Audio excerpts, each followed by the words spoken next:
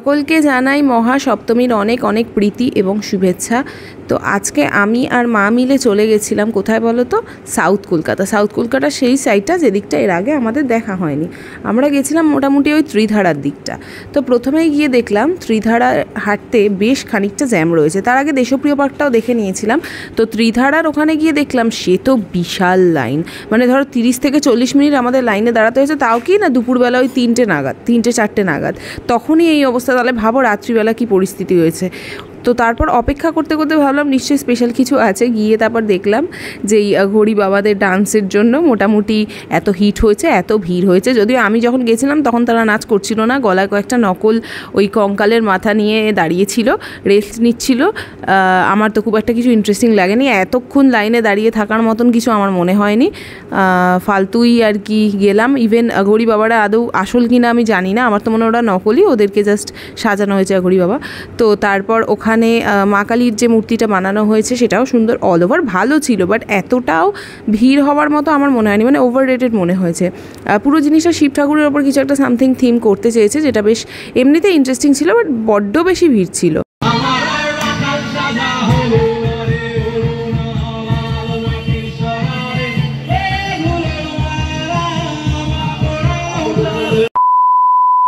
এখান থেকে বেরিয়ে আমরা এনার্জি গেন করার জন্য একটা রাস্তায় যেতে যেতে ছোট্ট একটা ক্যাফে দেখেছিলাম, সেটায় ঢুকেছিলাম। নামটাও আমার মনে নেই। অল ওভার খাওয়ার এক্সপিরিয়েন্স খুব বাজে, মনে হলো যেন টাকাটা আমি জলে ভাসিয়ে দিলাম।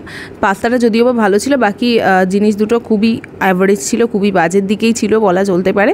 যাই হোক, যেভাবেই হোক এনার্জিটা গেন করে আমরা চলে গেছিলাম বালিগঞ্জ কালচারাল। সত্যি কথা বলতে এবছরে আমার দেখা সেরা প্যান্ডেলের মধ্যে একটা হচ্ছে বালিগঞ্জ কালচারাল। প্রচণ্ড সুন্দর, চোখ জুড়িয়ে যাওয়ার মতন সুন্দর ব্যবস্থা করা, মানুষজনের ঢোকানোর বেরোনোর সব কিছুর, সাজানো সুন্দর। আমি যদি আরেকটু অন্ধকার হলে যেতাম হয়তো আরও বেশি সুন্দর লাগতো, কিন্তু অল ওভার প্রচণ্ড ভালো।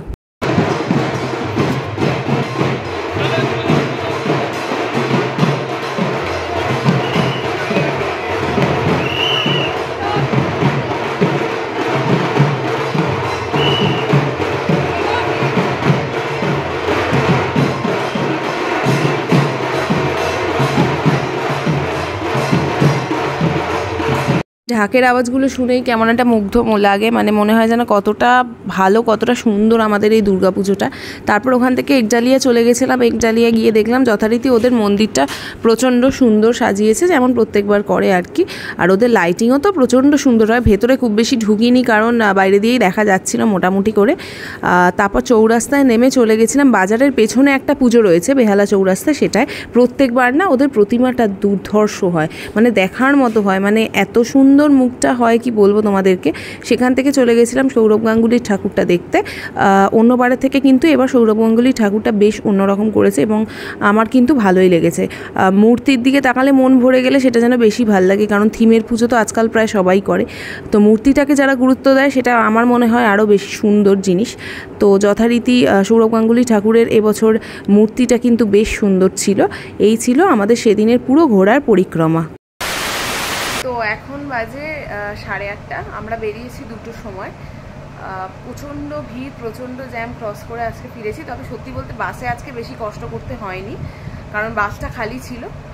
আর তারপর তো তোমরা দেখলে কিছুটা বেহালাও বাকি ছিল, যতটুকু আমরা কভার করে ফিরলাম।